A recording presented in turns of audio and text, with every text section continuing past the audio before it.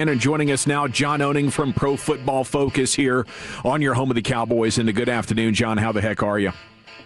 Doing swell. How about y'all? How y'all doing? Well, we're doing good. I thought the press conference earlier, did you get – I mean, that took a little bit of the wind out of the sails. Yeah. Yeah, it's always Jerry to use 300 words for something that only needs 10. So it was an interesting experience for sure. But I thought it was interesting hearing Shoddy talk about, what kind of defensive coordinator they're going to be looking for, the exhaustive search that they plan, and some of the traits that they want that guy to have. What qualities do you think work best for the Cowboys and they should be looking for here in this hire? Well, like they said, I want someone they have the ability to adapt their scheme to the personnel they have, and that's something that, Eberflus wasn't able to do consistently last year. He was too stubborn with his schemes, and I think that's something that they've obviously pinholed as something that has to be with their next defensive coordinator, because in today's NFL, with the way offenses are able to attack defenses, you have to be able to adjust. You have to be able to do what your defensive personnel does best, and if you're too stubborn, there's going to be offensive coordinators that are going to be able to find your weaknesses and attack it with consistency. And do you have like one guy in mind or a handful of guys that match that description from your perspective? Yeah, my favorite guy is I'm driving the Jim Leonhard bandwagon. If anybody wants to jump on and join, we have plenty of seats available.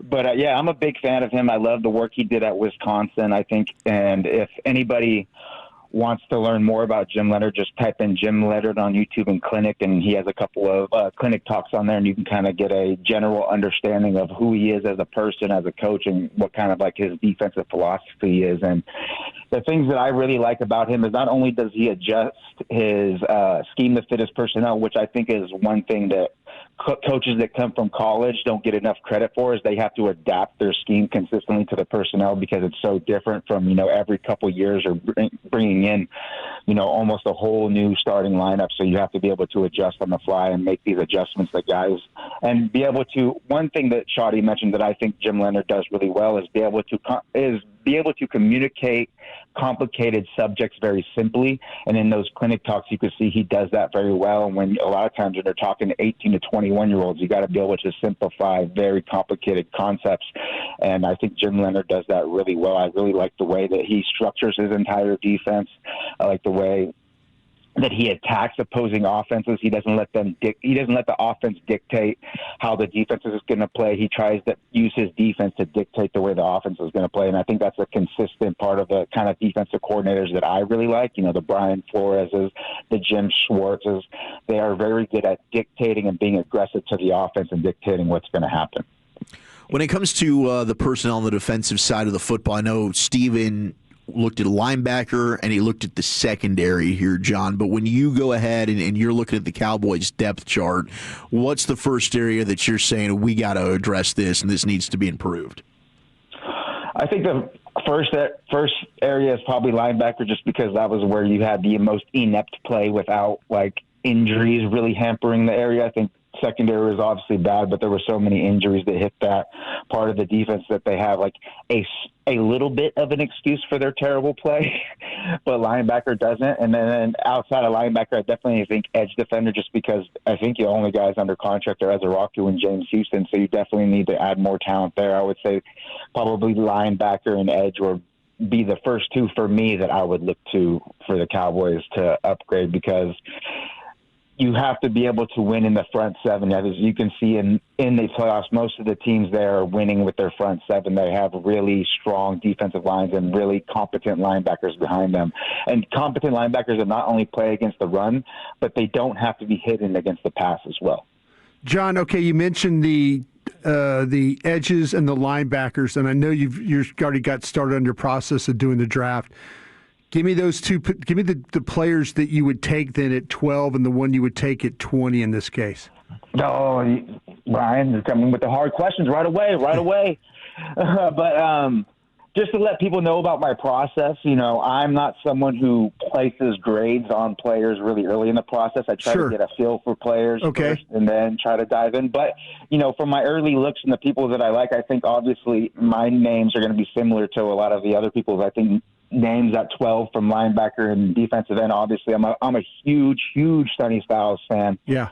I think he would be a perfect fit in this linebacker crew to go with DeMarvion Overshown. He's someone who I think he really has really good instincts. He's very competent in coverage. And the thing that I like about him is he's improved, incredibly in his ability to take on and get off blocks. Yeah, even on the sure play where has. he missed his first tackle of the year, he got off a block to do so. So even on a play that was bad, so to say, for the game, but from an evaluation perspective, it's great to see him be able to get off blocks, especially as a Cowboys fan, where the linebackers seem to stick to blocks consistently. Yeah. And then on the edge, I'm not a really big fan early on of the Keldrick Fox and TJ Parkers of the world, but I really like David Bailey. I really like Reuben Bain. Those would probably be the two guys that I would consider at those two spots. Cassius Howell. I was going to ask you about Howell. Yeah. Yeah, those are two guys would probably height less so, but Cassius Howell would be someone I would probably consider more with the second first round pick. Yeah. I think that his speed, bend around the corner would be really good with the Cowboys, be able to play that open side edge for whoever their defensive coordinator is, whether it's a 4-down guy or a 5-down guy or a 5-man front guy. I think he would be a good fit. And one name I also want to talk about, just because I have to bring him up and no one else brings him up, I know Wojciech probably already knows who I'm going to bring up, is my guy Akeem Mesidor from Miami. He's not going to be a first-round name, but I tell you, his pass rush ability is as good as these first-round guys. He's so intentional with his footwork, so intentional with his hands. He cuts angles. He corners extremely well, and he sequences his hands better than I think anybody in the class. There are plays where he's initiating with a double swipe to one side, and then he'll transition to a snatch arm over on the other side. I think that was against Notre Dame, his first pressure. Really, really, really impressive play, and I think he's just been dominating during the college football playoffs, and I'm really, really excited to see what him and Reuben Bank can do against Ole Miss tomorrow. Yeah, let's make sure we check them feet, though, bro, Yeah, you know what I'm talking about? You got a lot of connections, bro. You got a lot of connections. Check them feet, okay? Yeah, I mean, 100% I've heard. The thing that kind of flummoxes me, though, is that we usually don't see people get knocked for injury stuff like that until we get around the combine. Oh, they start killing him. He seems to be getting knocked prematurely right now, because he's getting ranked consistently in like the 70s, 80s, 90s in these rankings. And you have another guy, Romello Height, who's another guy who's going to be 24, 25 on draft day, but he's being projected in the 20s and 30s. So I'm just like confused, and I personally think Mesidor is a better all-around player than Height is. Yeah, I tell you, the scouts, they got him in the first round. There's scouts that have this guy in the first round.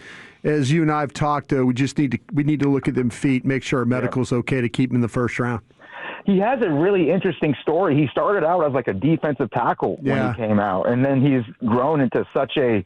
Not only is he a good defensive end, he's a pretty athletic dude. He's pretty quick. He corners at a good place. He's able to maintain his speed around the corner, things that you look for to see if a guy's a good enough athlete to play on the edge. He kind of does all of that. So he's just a really fascinating story the more and more I dig into him as a player and a person. It's John Owning, Pro Football Focus, here with you on The Fan. How does the free agent class line up for the Cowboys' needs this go-around?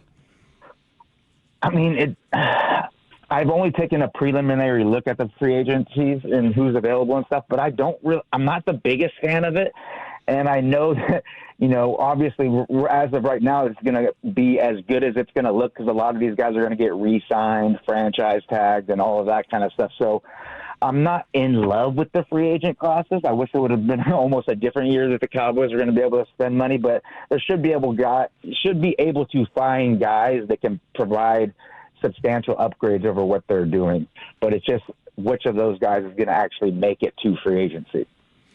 Continuing with some of the defensive coordinator traits that you want to see, John, is it more about, hey, you're playing man coverage? Is it about the simulated pressures? Is it about disguising coverages? Like, how much is that important to you when it comes to these coaches? Yeah, I just want somebody who's more aggressive. I want somebody who's going to attack the opposing offense. I like being a more aggressive, maybe a little bit higher of a blitz rate, blitzing a little bit more, using sim pressures, providing different looks, and obviously disguised coverage rotation, showing too high pre-snap and rotating to a single high coverage, or showing single high, rotating to a too high, showing, a Tampa 2 and bringing a cover 0 blitz, all those type of things, that Brian Flores does so good at Minnesota and that Jim Leonhard did so good at Wisconsin. Those are the type of traits that I think personally that I would think fit this team and would kind of send the defense in the correct direction moving forward. You see all these kind of defensive teams that are on the cutting edge of schematically, like Mike McDonald, someone who I look at a lot, and what they're doing in Seattle. I think that they're really on the cutting edge of what you're supposed to do from a defensive scheme perspective. And I think it would be nice for Dallas to kind of push their defense in that direction moving forward.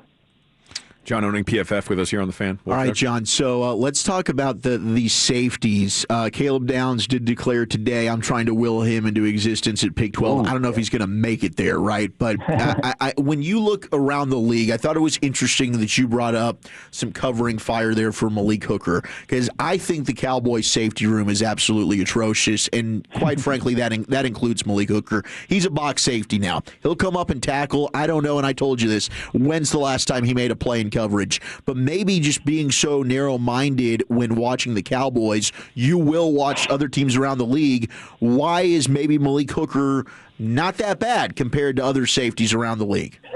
Because I think Malik Hooker falls into that category. He's not like a difference maker, but he's also not someone who's killing you either. He's kind of just like a little bit of an average safety, and I would say. And when you have a defense like the Cowboys that needs upgrades at so many places, and we're playing below average at so many positions, you kind of have to pick and choose which spots you're going to, quote unquote, really target to upgrade. And I think Malik Hooker is one of the holdovers that you can kind of maintain and still play competent defense with. I don't think Donovan Wilson is like that anymore. I think he's kind of fallen off and been below average, and you have to find a better upgrade over him. I think Malik Hooker, he's just a really smart guy. He doesn't make many plays, but I think he does prevent more plays than he gets credit for. He is in the right spot. We don't highlight the plays where he's playing, single high safety and he prevents a post from getting open deep, or he's, being the curl hook defender and he robs a crosser and the quarterback has to go to his second look and then he finds someone. I think he does those type of things really well. He's just not the type of person who's going to make a ton of plays on the ball himself. He's not going to be making game-changing type of plays. And, if this defense was already, hovering around like the 12 to 15 range, then definitely I think Hooker would be an area that you look, the free safety position would be an area that you look to upgrade. But the Cowboys are so bad and need so many help at so many different places that I think Hooker is one of the guys that you can kind of still win with. Them having so many needs is one of the reasons that, at least for like a thought experiment, I'm up for considering, what it would look like if you did not bring back George Pickens. I don't know if I detected any sort of waffling on that today from the guys, but I would point out in 2021 they averaged 31 points a game. In 2023 they averaged 29.9 points per game, and this year was 27.7. Is this the best use of their resources? I think so. I think anytime you can get a type of talent that can kind of stretch defenses, that can force defenses to have to pick and choose who they're doubling, who they're bracketing. Someone's always going to get singled up, so you're always going to have answers for no matter what the defense is doing from a coverage perspective. I think you have to be able to have that, because despite the fact that we have seen the Cowboys have more, quote unquote, score more points per game in previous years that they didn't have George Pickens, we have seen them in very important situations where teams really bite down on CeeDee Lamb, and then the Cowboys just don't have the other guys that have the ability to create separation and to really consistently create good throwing windows for Dak Prescott, and that's where the offense kind of stagnates. This year, I would say the offense more stagnated because of, suspect play calling in the red zone and then offensive line woes and injuries up front. So I think that you want to keep this passing game as humming as it is right now, try to keep it operating at as high as a level moving forward, and try to stretch the resources at other places that try to make it work. So you mentioned the suspect play calling in the red zone. Overall, what were your thoughts on Brian Schottenheimer in year one as a head coach, but also the play caller? I think overall he did pretty well with the hand that he was given. I would give him probably a solid B-. From a play calling perspective, I think there's two issues I think that he had I think one is that he was too cognizant that he had Brandon Aubrey and his ability to make really long kicks in his back pocket, so he wasn't aggressive enough with his play calling when he got to like a midfield, cross midfield. I think he should have been more aggressive there. And in short yardage situations, especially in the low red zone, I don't think he relied enough on the run game. I don't think he trusted Javonte Williams and company enough to really punch the ball in on, give him multiple opportunities to punch the ball in on those short yardage opportunities. You're the man, John. Enjoy Wild Card Weekend.